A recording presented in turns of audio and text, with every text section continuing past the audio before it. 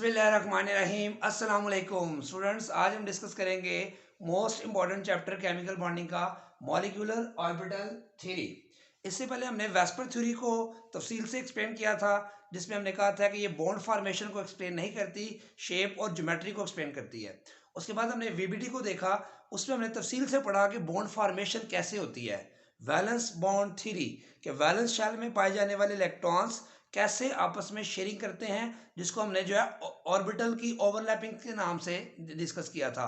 कि हमने कहा था कि दो इलेक्ट्रॉन आपस में शेयरिंग नहीं करते, बल्कि दो एटॉमिक ऑर्बिटल आपस में ओवरलैपिंग करते हैं। और ओवरलैपिंग दो तरह की हमने डिस्कस की थी, एक हेड टू हेड ओवरलैपिंग जिससे सिग्मा बॉन्ड बनता था, और एक पैरेलल ओवरलैपिंग या साइडवाइज ओवरलैपिंग जिससे पाई बॉन्ड बनता था। तो उसमें हमने एटॉमिक ऑर्बिटल का कंसेप्ट डिस्कस किया था। तो मॉलिक्यूलर ऑर्बिटल थ्योरी में हम क्या इसको एक्सटेंड करते हैं, वीबीटी में क्या एक्सटेंशन करते हैं, क्या उसमें प्रॉब्लम्स आती हैं जिसको हमने एमओटी को हमें इंट्रोड्यूस करना पड़ा। तो उसके लिए हमें कुछ बेसिक टर्म्स हमने यहाँ पे सीखनी है। तो सबसे पहले जो मॉलिक्यूलर ऑर्बिटल थ्योरी किसने रिप्रेजेंट की थी, हुंस और मुलिकन ने इसको रिप्रेजेंट किया था। ये आपने बात याद रखनी है। सबसे पहले हम वही बात हम बार बार कर रहे हैं कि ऑर्बिटल क्या होता है। तो ऑर्बिटल वही पुरानी बात जो हमने प्रीवियस कई दफ़ा डिस्कस की है कि ऑर्बिटल उस वॉल्यूम ऑफ स्पेस को कहते हैं जहां पर इलेक्ट्रॉन के पाए जाने के इम्कानात मैक्सिमम हो। अब उसमें हमने कौन कौन से ऑर्बिटल डिस्कस किए। सबसे पहले हमने एटॉमिक ऑर्बिटल डिस्कस किया था। एटॉमिक ऑर्बिटल जैसे कि नाम से जाहिर है, एटम का ऑर्बिटल, यानी कि वो volume of space around the atom where the probability of finding electron is maximum, that orbital, that volume of space is called atomic orbital। जैसा कि नाम से जाहिर है, एक एटम के गिर्द अगर ऑर्बिटल है तो उसको बोलेंगे हम एटॉमिक ऑर्बिटल। और इसको मोनोसेंट्रिक भी कहते हैं। मोनोसेंट्रिक का मतलब एक सेंटर के गिर्द वाला ऑर्बिटल। एक सेंटर मतलब एक न्यूक्लियस। मसलन एस ऑर्बिटल एक न्यूक्लियस के सराउंडिंग में है, p x, p y, p z, d x y, d y z, ये जो सेपरेट ऑर्बिटल हमने जितने भी पढ़े हैं, इन सब को हम एटॉमिक ऑर्बिटल कहेंगे, क्योंकि वो एक न्यूक्लियस के इन्फ्लुएंस में होते हैं, इसलिए उसको मोनोसेंट्रिक भी कहते हैं। फिर हमने वीडियो में पढ़ा था कि एटॉमिक ऑर्बिटल ओवरलैपिंग से पहले हिब्रिडाइज हो जाते हैं, तो आपस में मिक्स हो जाते हैं, तो उनको हमने हाइब्रिड ऑर्बिटल पढ़ा था। तो वो भी क्या होते हैं, एटॉमिक ऑर्बिटल ही होते हैं। इसलिए हमने पढ़ा था एटॉमिक ऑर्बिटल हाइब्रिडाइजेशन, वो भी मोनोसेंट्रिक ही होते हैं। क्योंकि फर्ज करें sp hybridised orbital, sp2 hybridised orbital, sp3 hybridised orbital भी एक न्यूक्लियस के ही इन्फ्लुएंस में होते हैं, इसलिए उसको भी हम क्या बोलेंगे, जो है एटॉमिक ऑर्बिटल। अब हम नई टर्म डिस्कस करेंगे मॉलिक्यूलर ऑर्बिटल। ये टर्म मॉलिक्यूलर ऑर्बिटल जो है ये एमओटी में इंट्रोड्यूस की गई थी। वैसे आपको पता है कि जब भी दो एटम मिलते हैं तो क्या बनता है, मॉलिक्यूल। लेकिन जो एमओटी है वो कहती है कि जब दो एटॉमिक ऑर्बिटल मिलते हैं तो वो जो है वीबीडी में कहा गया था सिग्मा बॉन्ड और पाई बॉन्ड बनते हैं। उन्हीं सिग्मा और पाई बॉन्ड को जो एमओटी है वो मॉलिक्यूलर ऑर्बिटल का नाम देती है। कैसे देखें जरा, ये 1s और 1s जब हेड टू हेड ओवरलैपिंग करते हैं according to valence bond theory, head to head overlapping से हमने कहा था जो बॉन्ड बनेगा वो सिग्मा बॉन्ड होगा। देखें ये हमने डायग्राम पढ़ी हुई पहले, तो ये सेम डायग्राम है। बेसिकली वीबीटी को ही हम एक्सटेंड कर रहे हैं। सिग्मा बॉन्ड और पाई बॉन्ड का कंसेप्ट वीबीटी वाला ही चलेगा एमओटी में भी, बस उसमें कंसेप्ट नया डेवलप किया गया, ओवरलैपिंग को नया नाम दिया गया। ऑर्बिटल की ये था ओवरलैप्ड रीजन, ये था ओवरलैप्ड रीजन जिसको सिग्मा बॉन्ड कहा गया। इसी सिग्मा बॉन्ड को एमओटी में सिग्मा मॉलिक्यूलर ऑर्बिटल का नाम दे दिया गया, यानी कि मॉलिक्यूलर ऑर्बिटल नहीं था कहा गया वीबीटी में। और अगली बात कि वीबीटी कहती थी कि दो एटॉमिक ऑर्बिटल आपस में ओवरलैप करते हैं, दो इलेक्ट्रॉन ओवरलैप नहीं करते। एमओटी में हम नया कंसेप्ट इंट्रोड्यूस करेंगे, वो क्या, हम कहेंगे कि दो ऑर्बिटल जो है बेसिकली इलेक्ट्रॉन जो है रिवॉल्व करता है in the form of waves. देखिए ये वेव की फॉर्म में 1s में इलेक्ट्रॉन रिवॉल्व कर रहा है। तो उसने कहा कि एमओटी में हमने कहा कि जो इलेक्ट्रॉन है वो वेव की फॉर्म में मूव करते हैं, तो ऑर्बिटल बेसिकली वेव की फॉर्म में है। तो दो ऑर्बिटल ओवरलैप नहीं करते, बल्कि कौन ओवरलैप करता है, दो वेव्स ओवरलैप करती हैं। ये नया कंसेप्ट एमओटी में इंट्रोड्यूस किया गया कि दो वेव्स ओवरलैप करती हैं, और जब दो वेव्स ओवरलैप करेंगी तो आपको सामने एक वेव 1s की वेव फर्ज करें ये है, मैंने ये बनाई है, और ये 1s दूसरा एटॉमिक ऑर्बिटल है, उसकी वेव को मैंने ऐसे बनाया है। इसी तरह अब वेव का जब कंसेप्ट आ गया ना, तो आप फिजिक्स में चले जाएं। आपने अपनी जो 9th-10th क्लासेस में अगर फिजिक्स में आपने टॉपिक पढ़ा होगा इंटरफेरेंस ऑफ वेव्स। जब भी दो वेव्स ओवरलैप करती हैं तो उसको हम इंटरफेरेंस ऑफ वेव्स कहते हैं। और वेव्स की इंटरफेरेंस दो किस्म की होती है, एक होती है कंस्ट्रक्टिव इंटरफेरेंस और एक होती है डिस्ट्रक्टिव इंटरफेरेंस। आप देख सकते हैं यहां, अगर ये दोनों ऑर्बिटल जिनको मैं दो वेव्स कह रहा हूं एमओटी के मुताबिक, तो ये क्रस्ट ट्रफ है, ये क्रस्ट होता है मेन पॉइंट से ऊपर वाला जो पोर्शन होता है उसको क्रस्ट कहते हैं, इसको ट्रफ कहते हैं। ये ट्रफ है, ये क्रस्ट, इधर ये क्रस्ट ट्रफ क्रस्ट ट्रफ। अगर दो वेव्स इस तरह ओवरलैप करें कि क्रस्ट जो है, जो ट्रफ क्रस्ट ट्रफ पे ऊपर फॉल करे और जो ट्रफ है वो क्रस्ट के ऊपर फॉल करे, तो इसको हम कहते हैं डिस्ट्रक्टिव इंटरफेरेंस। ये कैंसल आउट हो जाते हैं। कैंसल आउट होने से देखें, इसको मैंने क्या किया है, डिस्ट्रक्टिव इंटरफेरेंस को आउट ऑफ फेज ओवरलैपिंग भी कहते हैं, आउट ऑफ फेज इंटरफेरेंस भी कहते हैं। तो ये इसकी वेवलेंथ रिड्यूस हो जाएगी। देखिए वेवलेंथ जब रिड्यूस हो जाएगी तो वो एनर्जी इंक्रीज हो जाएगी। ये बात अभी हम डिस्कस करते हैं। पहले ये बात समझें कि दो वेव्स की इंटरफेरेंस दो किस्म की होती है, एक कंस्ट्रक्टिव और एक डिस्ट्रक्टिव।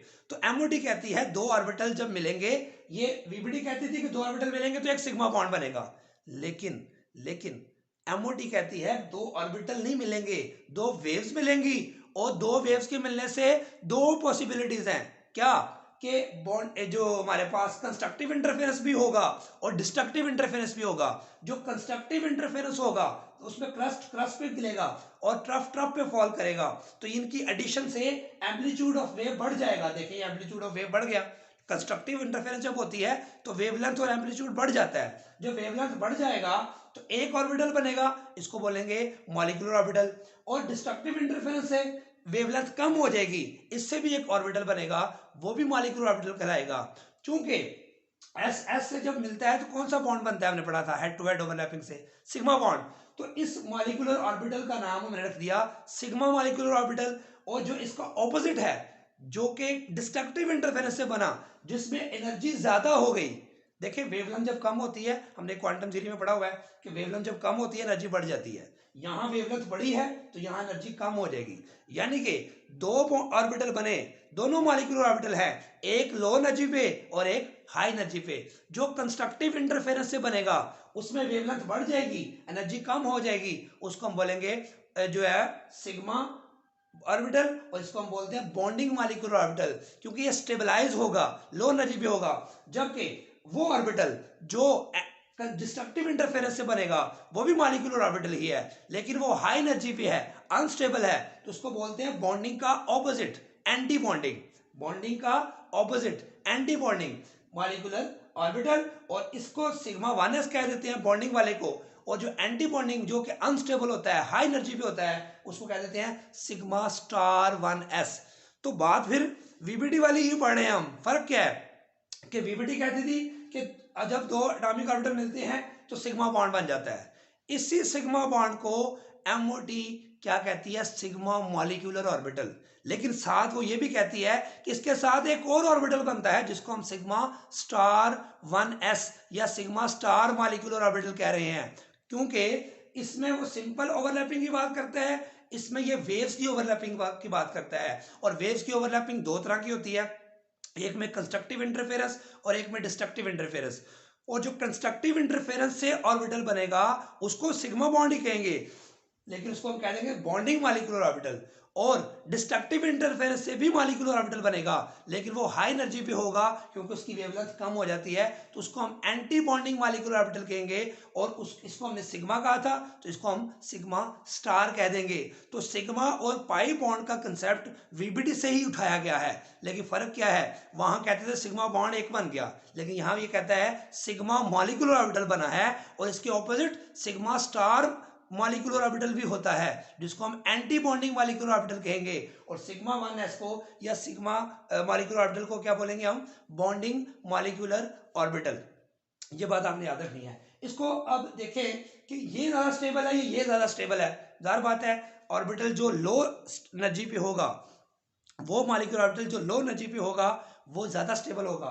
तो बॉन्डिंग मॉलिक्यूलर ऑर्बिटल का मतलब ही यही है। बॉन्डिंग का मतलब बॉन्ड जहां बन जाएगा, जहां स्टेबिलिटी होगी, जहां अट्रैक्शन डोमिनेट करेगी, इसको ऐसे भी याद रख सकते हैं। और यहाँ एंटी बॉन्डिंग में रिपल्शन डोमिनेट करेगी। यहाँ रिपल्शन है, बॉन्ड फेवरेबल नहीं है, यहाँ अट्रैक्शन है, बॉन्ड फेवरेबल है, लो एनर्जी है, ये हाई एनर्जी है।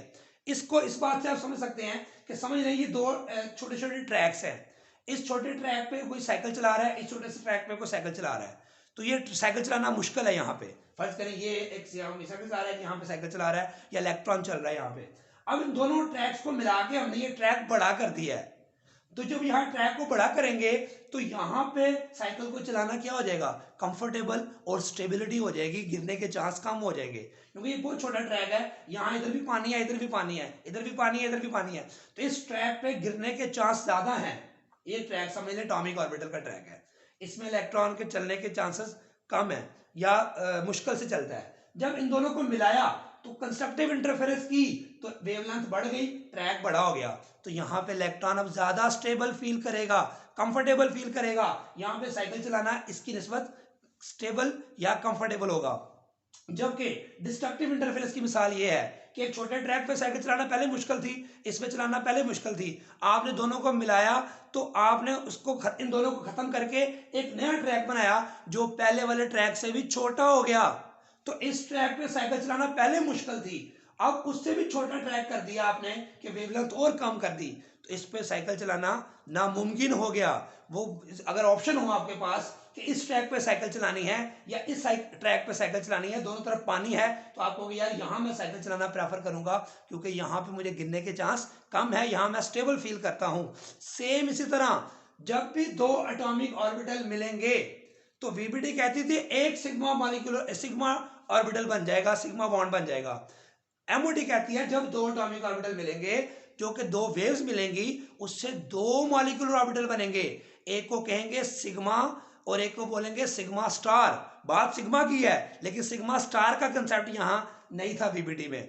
सिग्मा भी बनेगा और सिग्मा स्टार भी बनेगा, दोनों ही मॉलिक्यूलर ऑर्बिटल हैं। फर्क क्या है, एक कंस्ट्रक्टिव इंटरफेरेंस से बना और वो लो एनर्जी पे आ जाएगा क्योंकि उसकी वेवलेंथ बढ़ जाएगी और वो स्टेबल होगा, इसको बोलेंगे ये बॉन्ड बनाने वाला है, इसमें इलेक्ट्रॉन आके कंफर्टेबल फील करेगा। यहाँ इलेक्ट्रॉन अनकंफर्टेबल था, यहाँ अनकंफर्टेबल था, यानी कि अनस्टेबल एटम होते हैं ना, आपको पता है एटॉमिक ऑर्बिटल अनस्टेबल होते हैं। जो ही मिलेंगे तो मॉलिक्यूल किस लिए बनता है, स्टेबल होने के लिए। तो ये वाला जो ऑर्बिटल होगा मॉलिक्यूलर ऑर्बिटल, ये स्टेबलाइज करेगा सिस्टम को, तो इलेक्ट्रॉन कहेंगे हमने यहाँ रहना पसंद करना है, यहाँ रहेंगे। ये भी बनेगा लेकिन ये खाली रहेगा, ये इसमें इलेक्ट्रॉन जाना पसंद नहीं करेंगे। जब इलेक्ट्रॉन एक्स्ट्रा होंगे तब यहाँ भेजेंगे, अदरवाइज मजबूरी के तहत, वो भी बाद में हम डिस्कस करेंगे। तो जब भी दो एटॉमिक ऑर्बिटल मिलेंगे तो कितने मॉलिक्यूलर ऑर्बिटल बनेंगे, बीपीटी के मुताबिक एक बनता था जिसको सिग्मा बॉन्ड कहते थे, लेकिन उसको मॉलिक्यूलर ऑर्बिटल का नाम नहीं दिया था। एमओटी इसको मॉलिक्यूलर ऑर्बिटल का नाम देती है, वो जो सिग्मा बॉन्ड बनता था उसी को उसने मॉलिक्यूलर ऑर्बिटल का नाम दे दिया, लेकिन उसने कहा साथ एक और ऑर्बिटल बनता है जिसको हम सिग्मा स्टार कहेंगे। ये कब बनता है, जब डिस्ट्रक्टिव इंटरफेरेंस हो या आउट ऑफ फेज ओवरलैपिंग हो। और ये कब बनता है, जब कंस्ट्रक्टिव इंटरफेरेंस हो या इन फेज इंटरफेरेंस हो। तो इसको हम कहते हैं बॉन्डिंग मॉलिक्यूलर ऑर्बिटल, क्योंकि ये बॉन्ड बनाने में हेल्प करता है, जो है फेवर करता है। जबकि एंटी बॉन्डिंग जो होता है उसके उस नाम के साथ सिर्फ स्टार लगा देते हैं और वो अनस्टेबल होता है, हाई एनर्जी पे होता है। अब आपने याद रख लेना है जब भी दो एटॉमिक ऑर्बिटल मिलेंगे नए मॉलिक्यूलर ऑर्बिटल दो बनेंगे, अगर दो मिले हैं तो दो बनेंगे, तीन चार मिलेंगे तो चार बनेंगे। जितने एटॉमिक ऑर्बिटल ओवरलैप करेंगे उतने ही मॉलिक्यूलर ऑर्बिटल बनेंगे, हाफ बॉन्डिंग होंगे हाफ एंटी बॉन्डिंग, ये आपने याद रखनी है। अब इसको नाम हमने रख दिया सिग्मा, क्योंकि हेड टू हेड ओवरलैपिंग से सिग्मा बॉन्ड बनता है, ये वीबीडी में भी हमने पढ़ा था। अब इसके साथ क्या लिखा मैंने, सिग्मा 1s, क्योंकि 1s ओवरलैपिंग कर रहे हैं तो मॉलिक्यूलर ऑर्बिटल का नाम भी वैसा ही होगा जो ऑर्बिटल मिक्स हो रहे हैं। अगर 1s से सिग्मा बॉन्ड बना है तो सिग्मा 1s, अगर px की ओवरलैपिंग से सिग्मा बॉन्ड बना है तो सिग्मा px, और ऊपर वाले का हो जाएगा सिग्मा स्टार px, जो भी डिस्कस करते हैं। अब हमने देखना है कि 1s ऑर्बिटल जब ओवरलैपिंग करेंगे, ये आपके सामने डायग्राम बनी है। अब इसकी ओवरलैपिंग से हम ये वेव्स की बात अब नहीं करेंगे क्योंकि हम ये समझ चुके हैं ऐसा ही होता है, एक बॉन्डिंग होगा और एक एंटी बॉन्डिंग। बॉन्डिंग कंस्ट्रक्टिव वाला लो एनर्जी पे, एंटी बॉन्डिंग हाई एनर्जी वाला डिस्ट्रक्टिव इंटरफेरेंस से जो बनेगा, और ये अनस्टेबल और ये स्टेबल। इसके साथ इसका अगर सिग्मा बॉन्ड है तो ऊपर वाले का सिग्मा स्टार, अगर नीचे वाला पाई है तो ऊपर वाला पाई स्टार। तो देखिए एस ओवरलैपिंग कर रहा है, ये डायग्राम आप देखें वीपीटी में हमने यही पढ़ी थी ना, ये वीपीटी वाली डायग्राम ही है, लेकिन वीपीटी में मैंने बताया सिर्फ सिग्मा बॉन्ड की बात होती है, सिग्मा ओवरलैप्ड रीजन की बात हुई है, उसको मॉलिक्यूलर ऑर्बिटल नहीं कहा था। अब इसी सिग्मा बॉन्ड को हम क्या कह रहे हैं, molecular orbital, sigma 1s molecular orbital है। और इसका एक ये तो था ना कि कंस्ट्रक्टिव इंटरफेरेंस हो, जब डिस्ट्रक्टिव का मतलब मैंने बताया था रिपल्शन, समझे आप कि रिपल्शन हो रही है, हाई एनर्जी हो रही है, रिपल्शन का मतलब हाई एनर्जी, अट्रैक्शन का मतलब लो एनर्जी। यहाँ अट्रैक्शन हो रही है, बॉन्ड फॉर्मेशन हो रही है, लो एनर्जी पे आएगा, ये हमने केमिकल बॉन्ड पहले लेक्चर में पढ़ा था। और यहाँ रिपल्शन हो रही है, ये हाई एनर्जी पे जाएगा, यानी कि बॉन्ड फॉर्मेशन को ये फेवर नहीं करेगा, ये बॉन्ड बनाने में फैसिलिटेशन करेगा, और ये बॉन्ड बनाने में हिंड्रेंस या रुकावट पेश करेगा कि अगर बॉन्ड नहीं बनाना, ये कहेगा मैंने बॉन्ड बनाना है, ये कहेगा बॉन्ड नहीं बनाना। फिर फैसला होगा कि इलेक्ट्रॉन ज्यादा कहाँ जाते हैं, अगर इलेक्ट्रॉन ज्यादा नीचे जाते हैं तो ऊपर कम है, तो इसका मतलब बॉन्ड बन जाएगा। अगर इलेक्ट्रॉन इधर भी उतरी हैं, इधर भी उतरी हैं, इसका मतलब है बॉन्ड बनाने के हक में 2 इलेक्ट्रॉन है, और बॉन्ड ना बनाने के हक में भी अगर 2 इलेक्ट्रॉन हो तो समझ लें बॉन्ड नहीं बनेगा। अगर 2 इलेक्ट्रॉन यहां रहना पसंद कर आते हैं, 2 इधर आते हैं, 2 चाहते हैं कि अट्रैक्शन हो, 2 चाहते हैं कि रिपल्शन हो, 2 चाहते हैं कि बॉन्ड बने, 2 चाहते हैं कि बॉन्ड ना बने, तो इसका मतलब बॉन्ड नहीं बनेगा। अब इसकी बात मजीद तफसील हमने एग्जाम्पल में करेंगे। अब ये डायग्राम आपने रफ स्केच करना है कि ये दरमियान में लाइन लगाने का मतलब क्या हुआ, ये दोनों मिले तो ये गले मिले, जैसे मैंने बताया था गले जब मिलते हैं तो ये कंस्ट्रक्टिव इंटरफेरेंस है, खुशी से मिले, दोस्ती हो गई और उनमें फ्रेंडशिप हो गई, तो ये कंस्ट्रक्टिव है, स्टेबलाइज हो गया, बॉन्ड बन गया, मॉलिक्यूलर ऑर्बिटल, ये बॉन्डिंग मॉलिक्यूलर ऑर्बिटल कहलाएगा। जबकि ये वाला क्या है, इसमें रिपल्शन हो रही है, 2 लोगों को आप गले तो मिला रहे हैं लेकिन वो मिलना नहीं चाह रहे, वो एक दूसरे से दूर जा रहे हैं, वो कहते हैं हमने बॉन्डिंग नहीं करनी, हमने दोस्ती नहीं करनी, हमने सुलह नहीं करनी, हम सुलह के हक में नहीं है। तो ये दरमियान में लाइन भी आपको शो कर रही है, इस लाइन को हम कहते हैं नोड। नोड क्या होता है, a point or region on which there is 0 electron density is called node.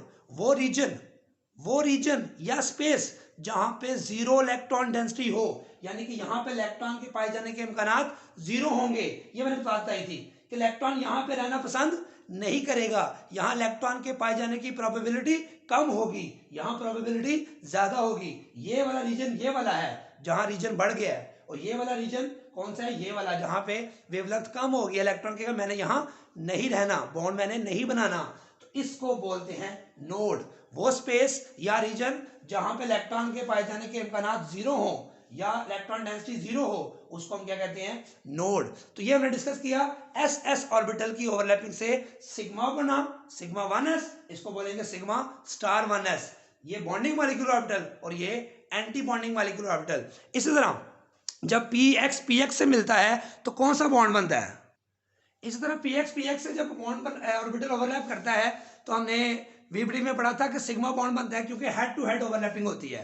तो यहाँ पर हम कहेंगे जब px से ओवरलैपिंग करता है तो 2 तरह की ओवरलैपिंग होगी, एक कंस्ट्रक्टिव और एक डिस्ट्रक्टिव। कंस्ट्रक्टिव से वही डायग्राम बनेगी जो हम वीबीडी में पहले बना चुके हैं कि यहाँ पे जो है वो हेड टू हेड ओवरलैपिंग से सिग्मा बॉन्ड बनेगा, तो इलेक्ट्रॉन डेंसिटी जहाँ पे यहाँ पे कॉन्सेंट्रेट करेगी, जो कि हमने पहले से वीबीडी में पढ़ा हुआ है। लेकिन नई बात यहाँ पे क्या करते हैं कि जो डायग्राम वीबीडी में हमने पढ़ी थी वो उसको हमने कंस्ट्रक्टिव वाली डायग्राम का नाम दे दिया, और डिस्ट्रक्टिव वाली क्या होगी, वही बात कि आप उन दोनों को करीब ला रहे हैं लेकिन वो दोनों सुकड़ते जा रहे हैं, आपस में कंडेंस होते जा रहे हैं कि हमने बॉन्डिंग नहीं करनी, 2 लोगों का मिला रहे हैं, वो दूर जा रहे हैं, दूर जाएंगे तो मतलब सुकड़ रहे हैं। तो ये देखिए पी का ये जो लूप है ये सुकड़ गया है कि मैंने इसके करीब नहीं जाना, मैंने इसके साथ बॉन्डिंग नहीं करनी, आप जो मर्जी कर लो, मेरी इससे नहीं बनती, क्योंकि मैं कंस्ट्रक्टिव, मैं मेरा क्रस्ट पॉजिटिव है, उसका ट्रफ आगे से आ रहा है, तो क्रस्ट और ट्रफ जब ओवरलैप करेंगे तो डिस्ट्रक्टिव इंटरफेरेंस होगी, बॉन्ड फॉर्मेशन ये फेवरेबल नहीं होगी, रिपल्शन मैक्सिमम होगी। तो ये डायग्राम भी आपने रफ स्केच करनी है। तो इसको हम क्या कहेंगे, इस लाइन को जहां पे मैंने बताया था कि इलेक्ट्रॉन डेंसिटी 0 हो उसको हम नोड कहते हैं। तो ये कंस्ट्रक्टिव इंटरफेरेंस वाली डायग्राम, और ये डिस्ट्रक्टिव इंटरफेरेंस अगर हो ऑर्बिटल की px की, तो ये डायग्राम आपने बनानी है, ये रफ स्केच आपने करना है। इसी तरह वाई, और इसका नाम क्या होगा, सिग्मा बॉन्ड तो बनेगा क्योंकि हेड टू हेड ओवरलैपिंग से, सिग्मा मॉलिक्यूलर ऑर्बिटल, ये sigma star molecular orbital, bond वही है जो पीवीटी में पढ़े थे, सिर्फ सिग्मा सिग्मा स्टार का नाम अब दिया हमने, लेकिन सिग्मा किससे बना, px से, तो क्या बोलेंगे सिग्मा px, इसका नाम क्या होगा सिग्मा स्टार px, ये बॉन्डिंग और ये एंटी बॉन्डिंग, ठीक हो गया। अगर 2 इलेक्ट्रॉन होंगे तो वो कोशिश करेंगे हम यहां रहें, यहां हमने नहीं जाना, क्योंकि ये स्टेबल अरेंजमेंट जो है लो एनर्जी वाली होती है। इसी तरह हमने पढ़ा था वाई ऑर्बिटल, जब वाई ऑर्बिटल से ओवरलैपिंग करेगा तो वो पैरेलल ओवरलैपिंग अगर करता है तो उससे कौन सा बॉन्ड बनता है, पाई बॉन्ड बनेगा। तो ये डायग्राम पुरानी है बीबीटी वाली, तो इसको हम जो है उसी तरह पढ़े हैं। ये हमने लाइन डिस्कस की थी, इस लाइन को क्या बोलते हैं, नोडल प्लेन। हमने कहा था नोड उस एरिया को कहते हैं जहां पे इलेक्ट्रॉन के पाए जाने के इम्कानात या इलेक्ट्रॉन डेंसिटी जीरो हो।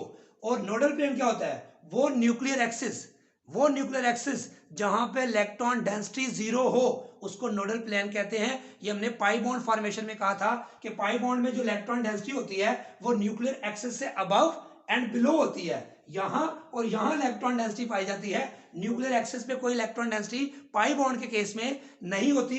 और जहां न्यूक्लियर एक्सिस पे इलेक्ट्रॉन डेंसिटी जीरो हो उसको हम कहते हैं नोडल प्लेन। अब ये तो बन गया मॉलिक्यूल, बना पाई बॉन्ड ही है, पीपीटी चल रही है समझ ले थोड़ी सी, पाई बॉन्ड ही बना है, लेकिन उसको नाम दे दिया पाई मॉलिक्यूलर ऑर्बिटल। और साथ पी वाई क्यों लिखा, क्योंकि ओवरलैपिंग जो ऑर्बिटल कर रहे हैं वो नाम साथ लिख देंगे। तो पाई पी वाई, अगर 2py है तो पाई 2py कह देंगे, और इसको क्या कह देंगे, pi star 2py, pi star 3py, जो भी होगा।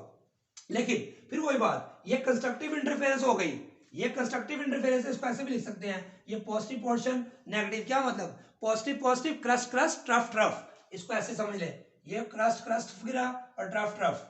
लेकिन अगर ऐसा कर दें, इसको उल्टा कर दें, नेगेटिव ऊपर कर दें पॉजिटिव ऊपर, तो फिर ये ऐसे होगा पॉजिटिव नेगेटिव नेगेटिव पॉजिटिव। क्या मतलब, शाबाश, के क्रस्ट ट्रफ पे फॉल किया, ट्रफ ने क्रस्ट पे फॉल किया, तो उन्होंने कहा जी हमने आपस में ओवरलैपिंग नहीं करनी, डिस्ट्रक्टिव इंटरफेरेंस हुआ, तो ये एक नोडल प्लेन बनेगा और एक ये आपके पास नोडल प्लेन बनेगा। ये एरिया जो है जहां पर इलेक्ट्रॉन डेंसिटी जीरो होगी, तो ये नोड है, और ये हमारे पास वो एरिया है जहां पे इलेक्ट्रॉन डेंसिटी जीरो होगी, इसको भी हम क्या कहेंगे, नोडल प्लेन।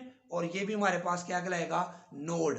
तो ये हमने डिस्कस किया कि पाई बॉन्ड फॉर्मेशन भी उसी तरह ही होती है जिस तरह वीबीटी में पढ़ी थी, सिर्फ फर्क ये है वहां सिर्फ पाई बॉन्ड की बात की थी, यहाँ पाई मॉलिक्यूलर ऑर्बिटल की बात हुई है। और साथ यहाँ एक्स्ट्रा बात क्या हुई है, पाई स्टार की बात भी की है, जो कि एंटी बॉन्डिंग है, ये बॉन्डिंग का ऑपोजिट, ये स्टेबलाइज करता है सिस्टम को, ये अनस्टेबल, ये बॉन्ड बनाना चाहता है, ये बॉन्ड नहीं बनाना चाहता।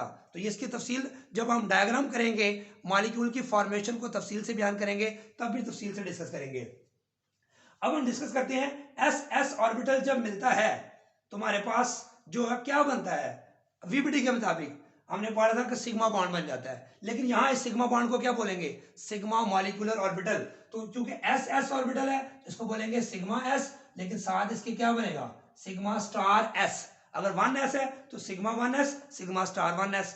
वीबीटी में सिर्फ एक ऑर्बिटल, एक बॉन्ड बनता था, यहाँ दो मॉलिक्यूलर ऑर्बिटल बनेंगे, sigma S, sigma star S. इस तरह पीएक्स से जब मिलेगा तो क्या बनेगा, जो है सिग्मा बॉन्ड बनता था, वीबीटी सिर्फ ये बताती है, लेकिन एमओटी कहती है कि सिग्मा पीएक्स बनेगा और साथ सिग्मा स्टार पीएक्सपी बनेगा, यानी कि दो ऑर्बिटल की बात करती है मॉलिक्यूलर ऑर्बिटल, एक बॉन्डिंग एक एंटी बॉन्डिंग।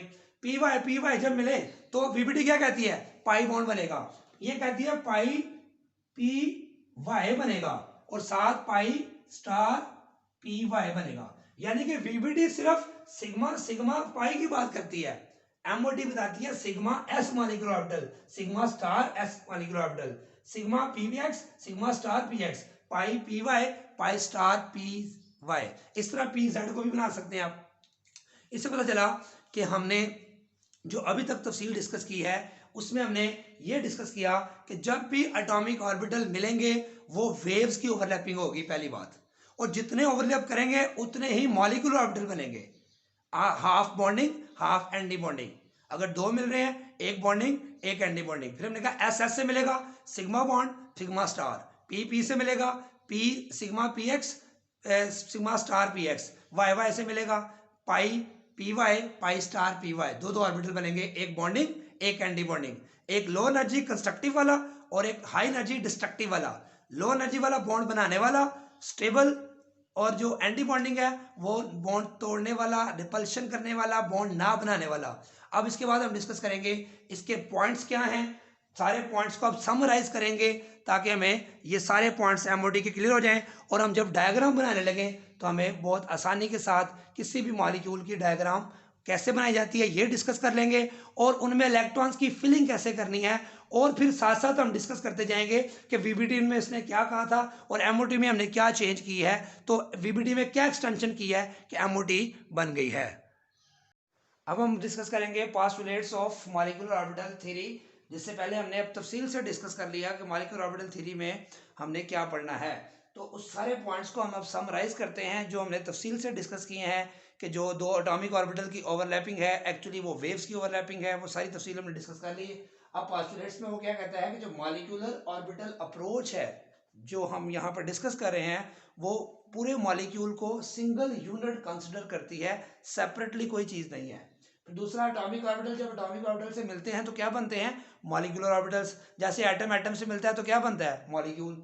फिर कहता है कि जो मॉलिक्यूलर ऑर्बिटल्स होते हैं वो दो न्यूक्लियाई के इन्फ्लुएंस में होता है, या दो से ज़्यादा न्यूक्लियाई के इन्फ्लुएंस में जो होगा उसको मॉलिक्यूलर ऑर्बिटल कहेंगे। ये मैं पहले तफसील से बता चुका हूँ। जो एटॉमिक ऑर्बिटल होता है वो एक न्यूक्लियस के इन्फ्लुएंस में होता है, और जो मॉलिक्यूलर ऑर्बिटल होता है एक से ज़्यादा न्यूक्लियाई के इन्फ्लुएंस में होता है। तो मॉलिक्यूलर ऑर्बिटल जो होते हैं वो दो किस्म के होते हैं, हमने ये डिटेल से डिस्कस किया। Bonding molecular orbital low energy वाले, और एंटी बॉन्डिंग जो हाई एनर्जी वाले हैं। बॉन्डिंग किससे बनते हैं, कंस्ट्रक्टिव इंटरफेरेंस ऑफ वेव्स, और डिस्ट्रक्टिव इंटरफेरेंस ऑफ ऑर्बिटल से कौन से बनते हैं, जो है एंटी बॉन्डिंग मॉलिक्यूलर ऑर्बिटल। और ये लो एनर्जी वाले होते हैं, ये हाई एनर्जी वाले। इनके नाम क्या हैं, जो वीबीडी में हमने नाम रखे थे सिग्मा बॉन्ड पाई बॉन्ड, वही नाम है। इसको बोलेंगे सिग्मा मॉलिक्यूलर ऑर्बिटल, पाई मॉलिक्यूलर ऑर्बिटल। इसका जो एंटी बॉन्डिंग होगा, जो कि वीबीडी में नहीं बताया जाता था, सिग्मा स्टार मॉलिक्यूलर ऑर्बिटल और पाई स्टार मॉलिक्यूलर ऑर्बिटल, तो इसको बोलते हैं एंटी बॉन्डिंग। बॉन्डिंग का ऑपोजिट एंटी बॉन्डिंग। फिर कहा जाता है जी कि फिलिंग ऑफ इलेक्ट्रॉन्स कैसे करते हैं। इलेक्ट्रॉन्स की फिलिंग हमने जब इलेक्ट्रॉनिक कन्फिग्रेशन पढ़ी थी 5th चैप्टर में, तो हमने कहा था हाइड्रोजन में अगर इलेक्ट्रॉन 1 है तो हम लिखते थे 1s1। फिर अगर जो है वो हीलियम में 2 आ गए तो 1s2। फिर अगर लिथियम में 3 आ गए थे तो 1s2 2s1। कभी ऐसे नहीं कहा हमने कि 2s में पहले रख दो और 1s में बाद में रखो, ऐसा नहीं करते। तो ऑफ प्रिंसिपल, यानी कि सबसे पहले इलेक्ट्रॉन्स की फिलिंग का असूल वही है कि लो एनर्जी से लेवल से हायर एनर्जी लेवल पे आप जाएंगे। मसलन ये अगर मैं आपके सामने एक डायग्राम मैंने बनाई हुई है कि फर्ज करो 1s और 1s दो एटॉमिक ऑर्बिटल जिनकी सिमिलर एनर्जी है, इस तरफ सिमिलर एनर्जी का ग्राफ है। अब डायग्राम हम ऐसे ही बनाया करेंगे, जैसे हमने दो एटॉमिक ऑर्बिटल को मिलाया था तो कहा था एक बॉन्डिंग बनेगा और एक एंटी बॉन्डिंग बनेगा। लेकिन यहाँ पर हम दो एटॉमिक ऑर्बिटल को आमने सामने लिखेंगे। फर्ज करें इसकी 20 एनर्जी है, इसकी भी 20 एनर्जी है, तो दोनों की अगर 50 है, इसकी भी 50 है, तो सेम लेवल का मतलब सेम एनर्जी लेवल पे आके ये ओवरलैप कर रहे हैं। ओवरलैप दो तरह की होगी, कंस्ट्रक्टिव होगी तो बॉन्डिंग लो एनर्जी पे आ जाएगा, और एंटी बॉन्डिंग डिस्ट्रक्टिव वाला किधर चला जाएगा, हाई एनर्जी पे। तो बार बार जब भी हम डायग्राम ड्रॉ करेंगे या जब भी किसी मॉलिक्यूल की फॉर्मेशन की एक्सप्लेनेशन करेंगे according to molecular orbital theory, तो हम क्या करेंगे, दो एटॉमिक ऑर्बिटल को मिलाएंगे, एक बॉन्डिंग बनेगा एक एंटी बॉन्डिंग। उसको हम बार बार इस सर्कल से शो करेंगे, चाहे वो एक्स हो, चाहे वो वाई हो, चाहे वो एस हो। ये बात आपने याद रखनी है। 1s से जब भी ओवरलैप करेगा एक बॉन्डिंग बन जाएगा एक एंटी बॉन्डिंग। ये एनर्जी लेवल डायग्राम कह लें इसको। ये शेप्स वाली डायग्राम नहीं है, वो शेप्स वाली हम पढ़ चुके हैं कि पहले जो है वो आपस में कंस्ट्रक्टिव इंटरफेरेंस से जो न्यूक्लियर एक्सिस के क्रॉस इलेक्ट्रॉन डेंसिटी मैक्सिमम हो गई, फिर एंटी बॉन्डिंग का हमने बनाया था कि दरमियान में नोड आ जाएगा, वो हम डायग्राम नहीं पढ़े। अब ये रफ स्केच करते हैं, इसको हम एनर्जी लेवल डायग्राम नाम देते हैं इसको हम, या मॉलिक्यूलर ऑर्बिटल डायग्राम भी कहते हैं। तो 1s इक्वल एनर्जी पे देखे हैं, जब ये आपस में ओवरलैप करेंगे कंस्ट्रक्टिव से बन गया, लो एनर्जी पे आ गए, डिस्ट्रक्टिव वाला हाई एनर्जी पे चला गया। कंस्ट्रक्टिव वाले का नाम क्या रखा था, क्योंकि इस एस ऑर्बिटल कौन सा बॉन्ड बनाते हैं, सिग्मा, तो इसका नाम रखेंगे सिग्मा मॉलिक्यूलर ऑर्बिटल। लेकिन कौन से ऑर्बिटल ओवरलैप कर रहे हैं, 1s, तो मैंने कहा इसका नाम रख देंगे सिग्मा 1s। तो इसका नाम क्या रखेंगे, सिग्मा स्टार 1s, वही नाम रहेगा।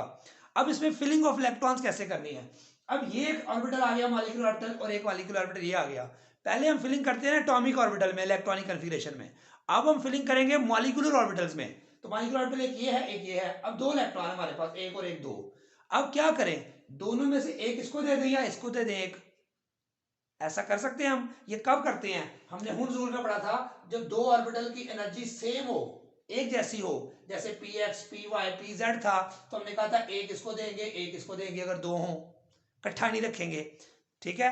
और अपर प्रिंसिपल में हमने पढ़ा था कि जब लो एनर्जी वाले को पहले देंगे, हाई एनर्जी वाले को बाद में, उससे हाई वाले को बाद में। तो ये लो वाला ये हाई वाला, तो अब प्रिंसिपल के मुताबिक हम दोनों इलेक्ट्रॉन पहले इसको देंगे। तो दो इलेक्ट्रॉन जब यहां मैं लिख दूंगा तो अब कोई इलेक्ट्रॉन बचा ही नहीं जो यहाँ पर जाए। तो फिलिंग ऑफ इलेक्ट्रॉन कैसे करेंगे, लो से हाई की तरफ। पहला असूल ये है। दूसरा पॉलीक्सुरियन प्रिंसिपल, कि एक ऑर्बिटल में दो इलेक्ट्रॉन, क्या था पॉलीक्सुरियन प्रिंसिपल, सेम स्पिन के साथ नहीं हो सकते, दोनों इलेक्ट्रॉन्स की स्पिन हमेशा मुख्तलिफ होगी। तो ये असूल भी हमने यहाँ पे भी अप्लाई करना है। फिर हुंस रूल, वो आपको पहले ही बता चुका हूं मैं, कि अगर एक जैसी एनर्जी वाले ऑर्बिटल, आगे हम डायग्राम जब करेंगे तो आ जाएंगे, तो फिर हम सेपरेट ऑर्बिटल में सेम स्पिन के साथ इलेक्ट्रॉन को रखेंगे। पेयरिंग तब करेंगे जब सबको एक एक मिल चुका होगा।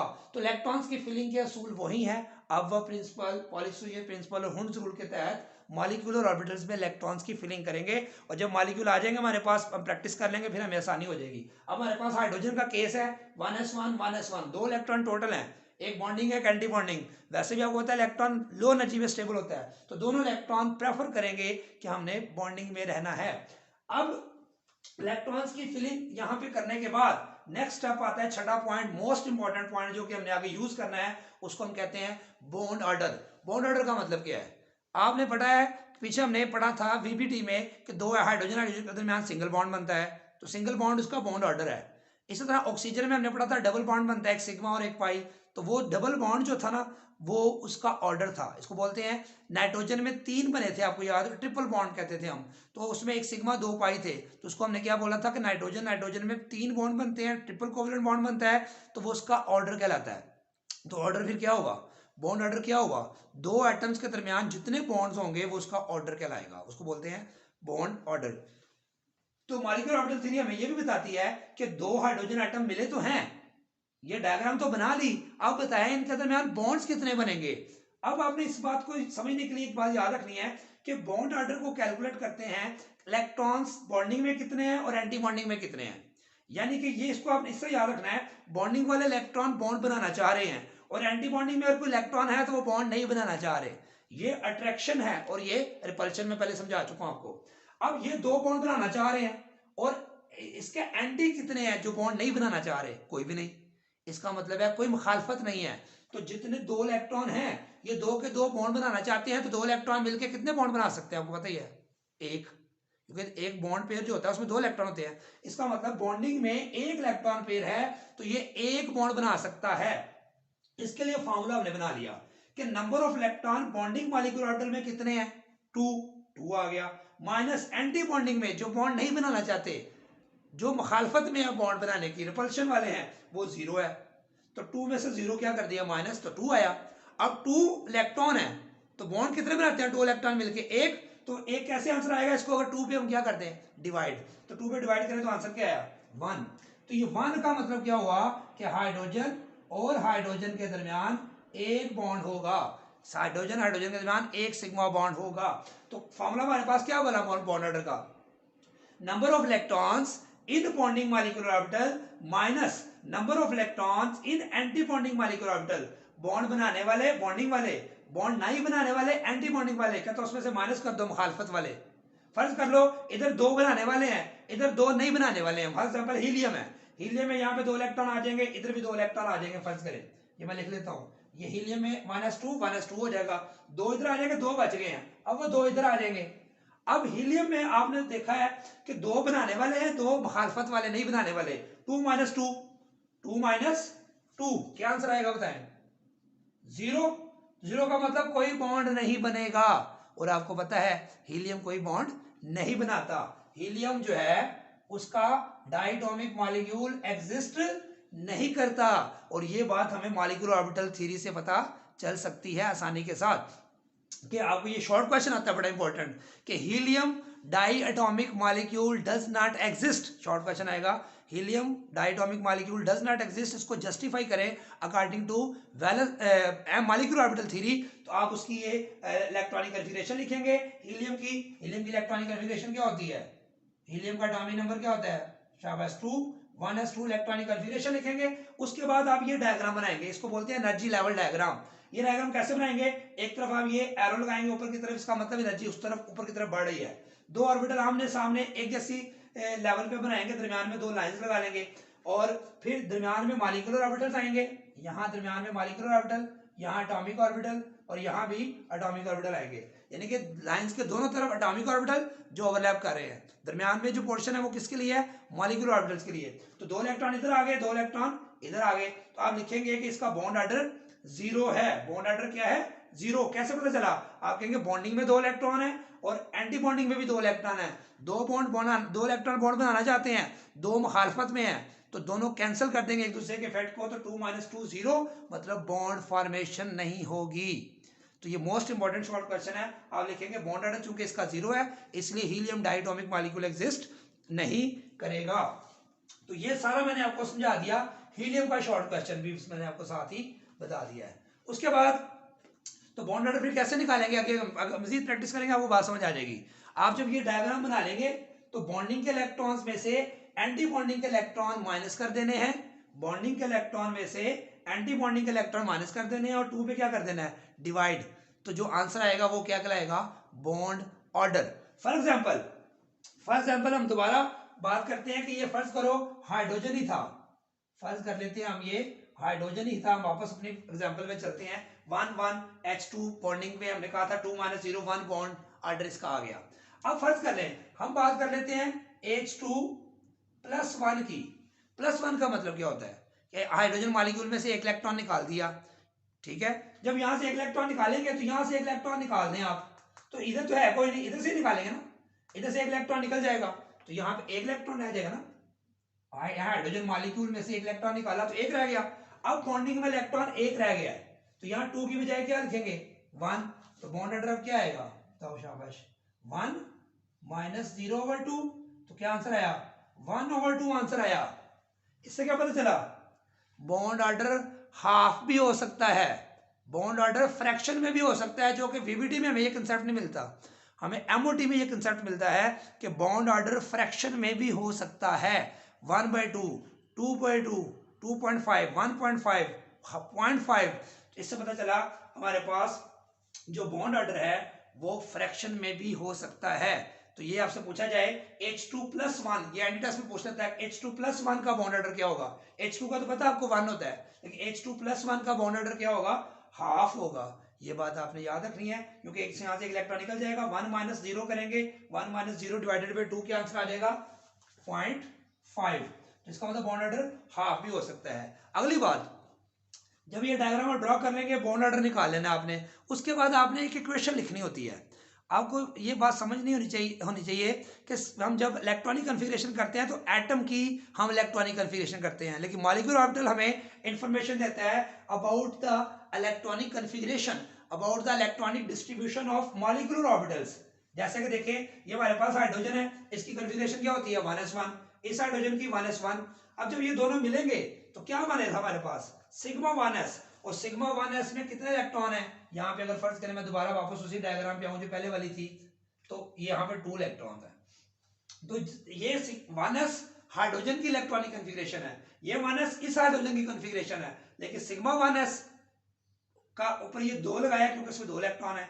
ये किसकी कन्फिग्रेशन है? ये मॉलिक्यूल की कन्फिग्रेशन है। यानी कि इससे पीछे जो हमने कंसेप्ट्स पढ़े हैं वो एटम्स की इलेक्ट्रॉनिक कन्फिग्रेशन की डिस्कशन तो करते हैं, मॉलिक्यूल बनने के बाद उनकी इलेक्ट्रॉनिक कन्फिग्रेशन, इलेक्ट्रॉनिक डिस्ट्रीब्यूशन की बात नहीं करते। एमओटी को ये क्रेडिट जाता है कि वो मॉलिक्यूलर ऑर्बिटल्स की भी इलेक्ट्रॉनिक डिस्ट्रीब्यूशन को एक्सप्लेन करता है, जिसको हम इक्वेशन की शक्ल में लिखा करेंगे बार बार, σ1s। इसके बाद इसकी एनर्जी क्या आती है? σ*1s। इसके बाद σ*1s आएगा। अगर उसमें इलेक्ट्रॉन होता तो हम उसको लिखते, लेकिन उसमें जो कि इलेक्ट्रॉन नहीं है हम उसको नहीं लिखेंगे। तो हमारे पास ये इंपॉर्टेंट पॉइंट्स थे कि बॉन्ड ऑर्डर भी निकालना पड़ता है हमें और इक्वेशन भी लिखनी पड़ती है। और सबसे इंपॉर्टेंट आखिरी पॉइंट है कि मैग्नेटिक बिहेवियर, आप देख सकते हैं कि साइड पे लिखा हुआ है मैग्नेटिक बिहेवियर भी सब्सटेंस का ये बताता है हमें, वो देखते हैं कैसे। मैग्नेटिक बिहेवियर को देखें जरा। मैग्नेटिक बिहेवियर का मतलब हमने डिस्कस करना है, वो भी मॉलिक्यूलर ऑर्बिटल थ्योरी हमें एक्सप्लेन करती है मॉलिक्यूल्स की। ये बड़ी इंपॉर्टेंट डेवलपमेंट है कि हम आगे जाकर पढ़ेंगे कि oxygen molecule according to valence bond theory वो डायमैग्नेटिक बिहेवियर शो करता है। और अब हम जो एमओटी में साबित करेंगे कि इसका बिहेवियर पैरामैग्नेटिक है और एक्सपेरिमेंटली भी उसका बिहेवियर पैरामैग्नेटिक आता है। इस टर्म को समझते हैं। मैग्नेटिक बिहेवियर का मतलब क्या होता है, किसी सब्सटेंस को मैग्नेटिक फील्ड में अगर प्लेस किया जाए, किसी सब्सटेंस को अगर मैग्नेटिक फील्ड में प्लेस किया जाए तो वो सब्सटेंस मैग्नेटिक फील्ड की तरफ वीकली अट्रैक्ट हो या रिपेल हो। फॉर एग्जाम्पल, अगर वो वीकली रिपेल होता है, अगर वो सब्सटेंस मैग्नेटिक फील्ड में प्लेस किया जाए तो वो मैग्नेटिक फील्ड की तरफ वीकली रिपेल हो, मैग्नेटिक फील्ड की तरफ से, उसको बोलते हैं डायामैग्नेटिक सब्सटेंस या डायामैग्नेटिक मटेरियल। अगर वो वीकली अट्रैक्ट हो मैग्नेटिक फील्ड की तरफ तो उसको बोलते हैं पैरामैग्नेटिक, और अगर स्ट्रांगली अट्रैक्ट हो तो उसको बोलते हैं फेरोमैग्नेटिक। फेरोमैग्नेटिक और पैरामैग्नेटिक को हम एक ही टर्म में सीखेंगे, क्योंकि पैरामैग्नेटिक भी वही सब्सटेंस होते हैं जो मैग्नेटिक फील्ड की तरफ अट्रैक्शन शो करें, और फेरोमैग्नेटिक होते हैं जो स्ट्रांगली अट्रैक्टेड हो। बात एक ही है, वो फर्क यहाँ पे हमने डिस्कस नहीं करना, लेकिन हम ज़्यादा दो टर्म्स डिस्कस करेंगे, डायमैग्नेटिक जो रिपल्शन शो करते हैं वीकली, और पैरामैग्नेटिक जो वीकली अट्रैक्शन शो करते हैं। अब कौन से सब्सटेंस ऐसे हैं, पहले हम समझ लेते हैं, जो डायमैग्नेटिक होते हैं यानी कि वीकली रिपेल होते हैं। याद रखें, मॉलिक्यूलर ऑर्बिटल्स के अंदर अगर सारे ऑर्बिटल पेयर्ड हों, को जैसे अभी हमने हीलियम की बात की थी, तो हीलियम में नीचे भी दो थे, ऊपर भी दो थे। हाइड्रोजन की बात की है, यहाँ पे देख सकते हैं अगर आप, तो ये पेयर्ड है, कोई अनपेयर्ड नहीं है, इनको नहीं देखना। जो मॉलिक्यूलर ऑर्बिटल वाली लाइन है, sigma 1s, sigma star 1s, sigma 2px, sigma star 2px, इन तमाम मॉलिक्यूलर ऑर्बिटल्स में सारे ऑर्बिटल पेयर्ड हों, कोई पार्शियली फिल्ड ऑर्बिटल ना हो, तो ऐसे सब्सटेंसेस या ऐसे मॉलिक्यूल या ऐसी स्पीशीज क्या कहलाएंगी, वीकली रिपल्शन शो करेंगी, और उनको बोलेंगे डायामैग्नेटिक। तो आप सिंपली लिख देंगे हाइड्रोजन मॉलिक्यूल के बारे में, ये क्या है, डायामैग्नेटिक है। क्यों, इसमें पेयर्ड होता है, मैंने बताया था। लेकिन जब मैंने कहा था H2+1, तो H2+1 में मैंने कहा था हाइड्रोजन में से एक इलेक्ट्रॉन चला जाएगा तो पीछे एक रह जाएगा, तो जब एक रह जाएगा तो ये पार्शियली फिल्ड हो गया।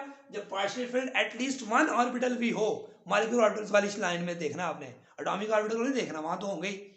तो मॉलिक्यूलर ऑर्बिटल लाइन वाली लाइन में अगर एक भी पार्शियली फिल्ड हो तो इसको हम बोलेंगे पैरामैग्नेटिक।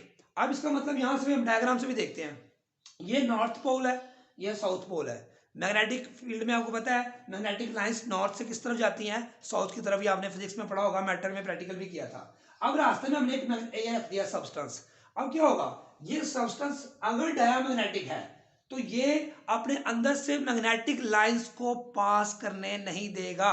इसको ऐसे भी कह सकते हैं कि डायमैग्नेटिक ऐसे सब्सटेंस होते हैं जो अपने अंदर से मैग्नेटिक लाइंस को अलाउ नहीं करते गुजरने के लिए।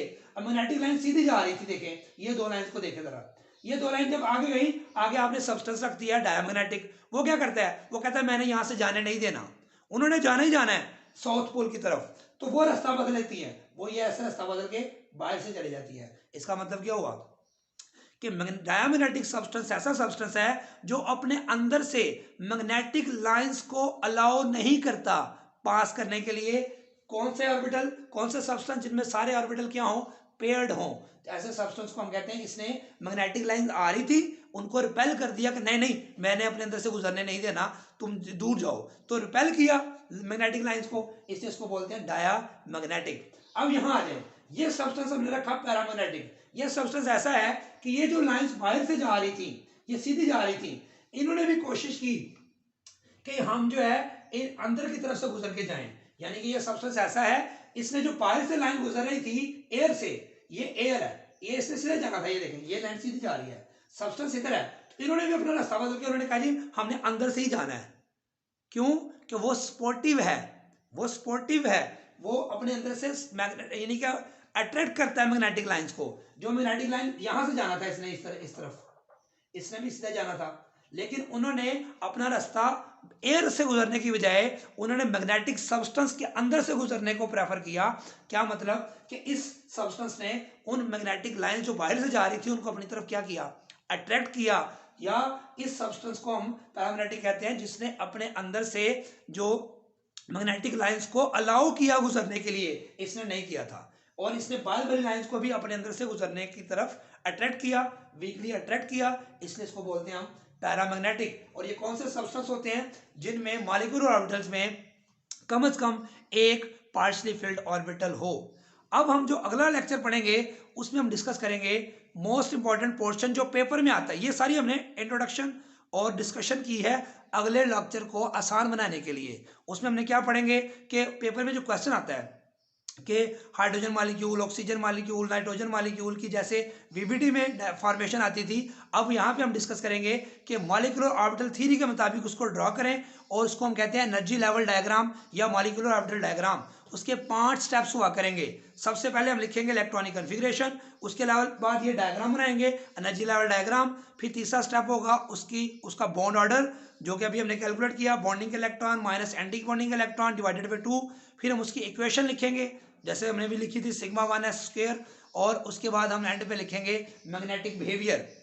मैग्नेटिक बिहेवियर में तफसील नहीं लिखेंगे, हम लिख देंगे डायमैग्नेटिक या पैरामैग्नेटिक। अगर पार्शियल फील्ड है तो पैरामैग्नेटिक, अगर पेयर्ड है सारे तो डायमैग्नेटिक। वो मैं तफसील आपको सारे समझा चुका हूँ। दुआ में याद रखें। अल्लाह हाफिज़।